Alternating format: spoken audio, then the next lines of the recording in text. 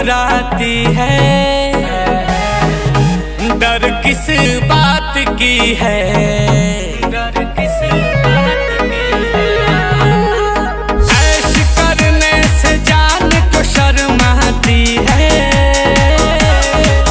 रानी तू रात की है। टच करके है बच करके है, जाने जाना ऐसे न जा। हट करके है सट करके है, आजा आज ले ले मजा। चलो ना बेबी डांस करे, चलो ना बेबी डांस करे, बजाओ डीजे डांस करे, बजाओ डीजे डांस करे।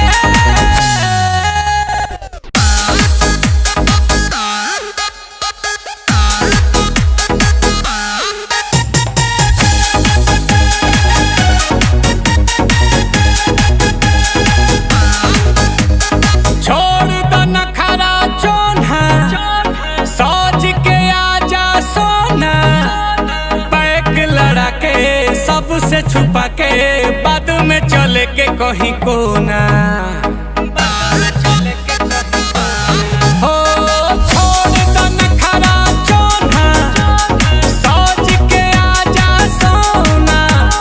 बैग लड़ा के सबसे छुपा के बाद में चले के कहीं कोना।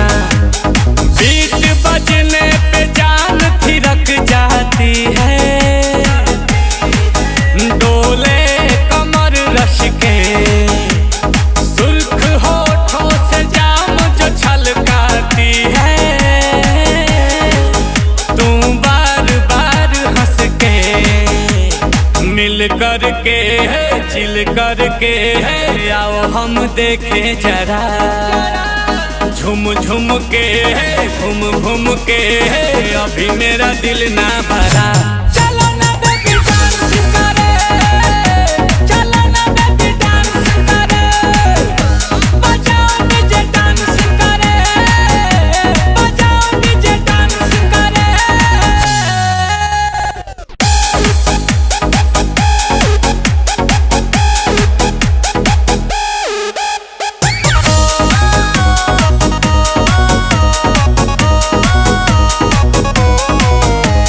शाम सुहानी बाटे, मस्त जवानी बाटे, खुल के जिए के जम के पिए के बर्फ के पानी बाटे।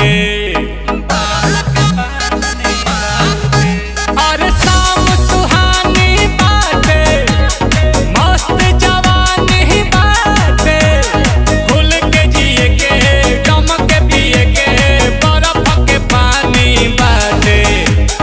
दिल की धड़कन को तेज सा कर जाती है, कि तू आस पास चल के पूरे महफिल में आग सी लग जाती है। तू डोल डोल हल्के दिल जानिया मिल जानिया, बिजली गिराती है क्यों। आजा भंगड़ा कर तगड़ा, उठ खड़काती है क्यों।